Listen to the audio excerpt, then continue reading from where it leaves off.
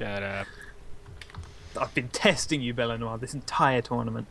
So, in the lovely, gorgeous, beautiful top right-hand corner, we have the Daveathor, our favorite player in this tournament because he is a Protoss. And Protoss is the namesake of this channel. BelleNOiR, he is a Protoss. Me, I'm a sort of a Protoss. I play Protoss and Zerg.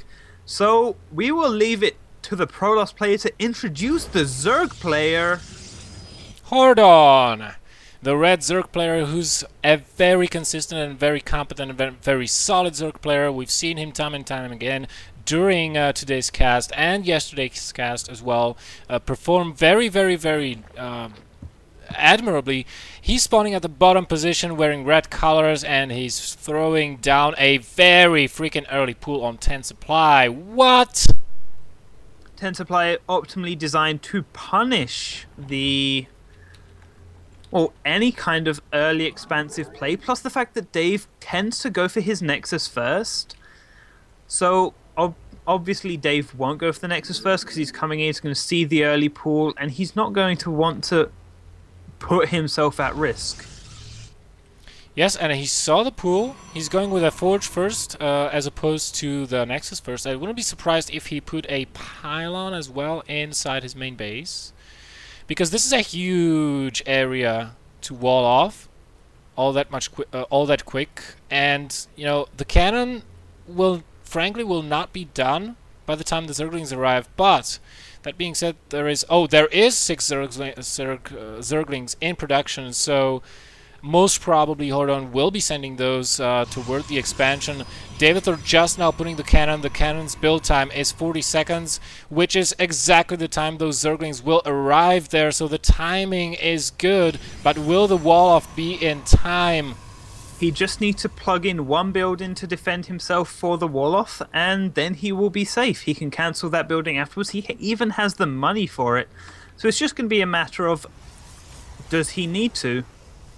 I think he will. The Overlord taking a few hits won't die, obviously, but... There goes the gate. Dave puts down the wall and he's completely safe now. There is nothing his opponent can do. Dave cancels and he is... oh, he's even just killed 2 Lings. Yeah. This is very... Dave is just happy now. There's the perfect repel. That was the perfect response if I ever saw one. The only thing with this gate is that no units coming out of the gate will be able to be rallied inside, behind the wall off. It will have to be rallied through the front, and this gives opportunity for the Zerg players to take advantage of when the Protoss is not looking. And actually, if with enough units, or if you have ranged units, you can snipe sentries or some stuff. Before enough of your Lings die. Now, trading minerals for gas units is always beneficial. Now, what Hordeon has actually gotten out of this trade is a very safe second hatch.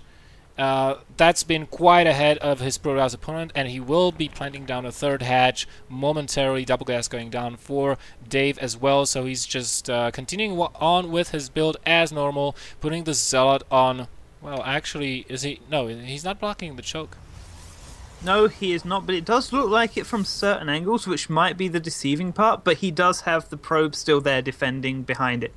So the third base went up around 40 seconds later than it usually would, which puts Hordeon at a slight disadvantage to where he would want to be right now, but Dave didn't get to execute his build quite how he wanted to. So with the Zealot moving across the map now to check on the third base, it's just going to come down to... oh, it's not a Zealot, it's a probe. Ah, this is what I get for... this is what I mean. The previous thing, I was like, yeah, I'm just gonna look at the decals, the fog of war, and just look at the minimap. And I was expecting it to be a Zealot. But no, we do actually have 2 Zealots moving across now, having cleared out a watchtower. And Dave's gonna just get full scouting information with this probe. If no, he just decides, screw it, I'm not going to control my units. Meanwhile, the Zealots are making their way towards the third. That is not the best decision, because there will be almost zero drones there. 2 Lings are waiting on standby now. 2 Zealots obviously beat 2 Lings, but a Stalker has joined the fray. And with this, Daveathor most probably will be looking to do some kill moves and go after the drones, because there's no way he can get that hatchery down with this amount of units. But it forces, of course, HORDEON to build more lings. Meanwhile, Dave is getting the robotics facility and +1 out. And there is the potential he will even be able to snipe this queen. This queen is going down, and he's just going to claim drone kills. This is just going very well for Dave now. And his opponent is even just making drones as well. 6 lings will not be able to deal with this once the zealots get into a choke point. But actually, HORDEON is responding quite well, and Dave is focusing on the queen, so his Stalker will get surrounded. And there it goes, the Stalker goes down. Now if we look at the drone count, that is way below of what the Zerg would ideally want to be having right now. He would be wanting to be on around 60 drones, or maybe at least 55 at this point in time, especially if you have the Roach Warren, which I'm not entirely... Yeah, just now going down. So everything is slightly delayed apart from the lair. The lair is timed very well. Dave, meanwhile, used this time to get a 3rd base up, but the wall-off is not yet finished, the cannons are not yet finished, and the Zerglings will have a heyday here so far. The only units for Dave are these 2 sentries, and he will have to cancel this 3rd base, most probably. I don't see any chance of him being able to defend it with just 2 sentries and potentially an immortal if he can squeeze it out, but the gateway tech has finished, but he doesn't really have the gateway count to be able to do anything. So this Nexus is cancelled. Yes. 3 more gates just opening right now. Dave is trying to do his build on 2 base now as opposed to 3 base. His 3rd base will be delayed by quite a large amount as another pylon gets killed. He is building immortals, and the rally on the Robo is quite weird. And an Observer gets picked off and sniped inside HORDEON's main. So 1 Immortal, 2 Sentries, and 1 Stalker. That is all that Dave has. Oh, and speed finishes, and he's got to be really careful. That was a semi-good engagement for Dave, only losing a little bit of shield on his Stalker whilst taking a few Zergling kills away from his opponent. This is all going to come down to the small discrepancies with the Zergling micro here, losing the few units here and there, but HORDEON is in such a supply lead because of these roaches, and I don't see much chance for Dave to be able to defend against this without a significant influx of his own units. But he's been putting so much into tech because he was planning to have his 3rd base. I would prefer that Robo to have a rally point, because with all those buildings around and all those units around, that Immortal either might get stuck at some times in the near future, or spawn at the wrong side and be stuck in between some of those buildings. Now HORDEON, at this point, what Dave did with his opening and failing to take a 3rd base, essentially he gave HORDEON the window to try to do the Roachling max out, which is what HORDEON is doing right now. He's still sitting only on 54 drones, which is what precisely the number you want to have. +1 ranged attacks, missile attacks will be finishing momentarily, and with only 2 sentries, I do not know if this is breakable. Oh, and all of the units are at the back of the base, and HORDEON just chooses this time to go for it. He's focusing on the Cybernetics Core. If the Cybernetics Core goes down, that will remove all Stalkers and sentries from the game, and there it goes. Now Dave needs to have a 2nd Cyber Core coming up, so will he get it building ASAP, or will he only notice in a short bit, oh, I can't make Stalkers now? And there it goes up. The Cyber Core will be finished in 50 seconds. So there is 50 seconds without any sentries and Stalkers, which makes them all the more valuable. And this is the wrong choice for Dave to engage into this. There's just too much, and he does not have enough force skills. Without force skills, the Protoss army here will just die. Sure, there are 3 Immortals, but those will get sniped very, very, very quickly. There are more weapons of Zods. Zods are not all that good versus Roaches. No. 2 Immortals went down, and HORDEON is just content with that and will start kiting away. HORDEON absolutely will pull away, and he's just got these 2 roaches just going to skim past the army, and 1 dies a gruesome death, and slight miscontrol from HORDEON here, moving his armies around into the wrong positions. But Dave can start producing his main units now. He's getting +2, he's getting Blink, he's getting another Immortal, so 3 Immortals will be on the field, and he's going to try... And he will be a lot stronger at holding off this aggression next time it comes around. But the one after this next fight will have Infestors. Yes, it will, and the Infestor, that is the changing point in these engagements, because right now it is getting to the point for Hordeon where he has to be really careful, because he lost a lot of that army earlier on, getting those 2 Immortals and a couple of other units, getting that Cybercore, obviously that was huge, but it's getting to the point where Daveathor's upgrades will just start kicking in, and he has reproduced those Immortals. Where are the force fields, Dave? 3 force fields go down. He manages to block off some of the army, but it's funneling through progressively, and he's got the surround. In a position he can't go anywhere. He's got the surround, and oh, there the blink finishes. He will save at least some of those soakers. Maybe even those 2 Immortals will stay alive. Maybe no, one of them goes no down. chance of surviving with the Zerglings coming in now, and this engagement's going to go sourly again, and he blinks forward aggressively. He's going to lose so much to this silly little blink forward. And Hordeon even managing to sneak down a Changeling during all of this action.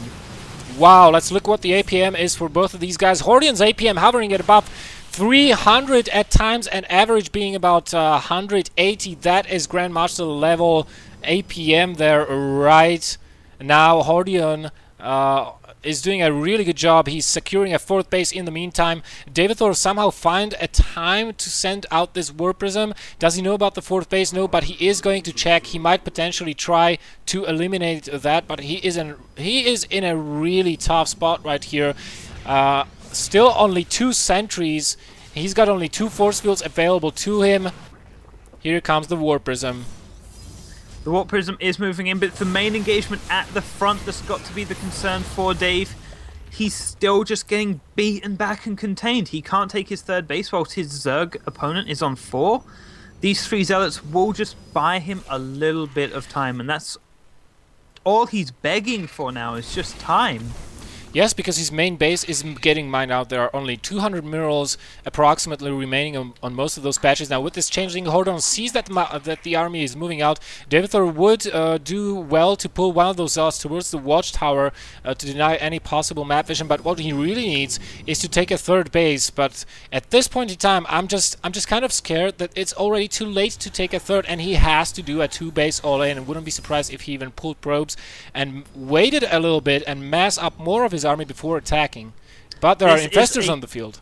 This is possibly one of the few times that Dave will be able to attack. Oh, if he gets this, he gets that one infest, that is very good, and he just needs to take out the rest. His upgrades, 2-2-1 versus 1-1, that is very strong. Oh, 1-2, sorry.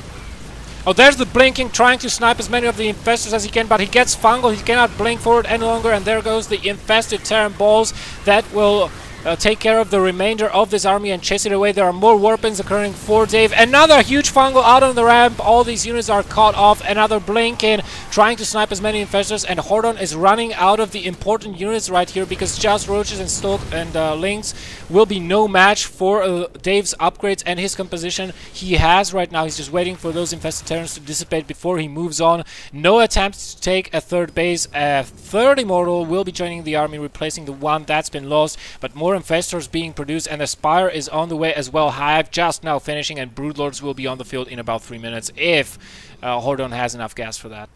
Hordeon probably won't even choose to go for the Broodlords. He's just got his Zealots into his opponent's base. He sees all the gateways being chronoed, and he knows there's no 3rd base, so he knows this is all in from his opponent. He knows he doesn't need to tech up.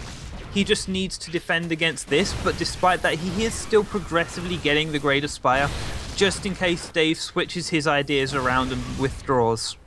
And we've seen one missed fungal right now. Hordeon leading with the infested Terrans. What he really needs to do is catch those units with a good fungal so that he can get at them. And he catches about a half of them. The Zerglings immediately go to work on them. Infested Terrans preventing a smooth retreat. This hatchery will stay alive, and that is what will lose the game for Daveathor. If he cannot get this hatch, then he might as well GG out of this game. His army is really, really, really small. Let's look at the army sizes. 56 for Hordeon, 30 for Dave, and his money is slowly but surely running out, even though he's got a sizable bank. Everything is getting whittled down for Dave, and he doesn't have any capacity to just continue reinforcing this. He's on 1 base economy right now. He doesn't have anything going for him. He has 100 to 200 minerals on each patch at his natural, And this last desperate ditch attempt over here will take down a few roaches, a few zerglings, but it will ultimately just get overwhelmed because corruptors are coming. Corruptors are coming, and after Corruptors, we know what comes. There is another group of Stokers trying to kill this hatchery off. One queen gets picked off, but the Zerglings immediately go to work on those Stokers, and no fungal, no energy for fungal. Actually, this could be the window that Dave needs if he continues to attack into his base. He could actually kill it. Energy now. We do have enough energy for 2 fungals actually starting to come into action now. So this could just be enough, but only 4 Stalkers with joining up with the reinforcements now. Ah, this is looking tense. This is looking absolutely tense. He's sniping as many of the Corruptors as he can. He knows this is his last stand. More infested Terrans being spawned preventively to prevent any force skills going down, and to cover the flank actually for Hordeon as he's fighting with the rest of the army here. But there's a huge Blinken and a huge fungal catching all of those Stokers inside of it, and they will get mowed down by the Zergling Claws. Just gonna eat through all these Stalkers now. There's not much that Dave can do. Dave has to do something. He's pulling probes, man. All the probes are moving across the map. There is nothing more to this. Dave will lose those probes to just superior upgraded Zerglings. 2-3 with adrenal glands, I believe. No adrenal without glands adrenal is glands. not in effect. So, but the upgrades are huge. Brood Lords are here.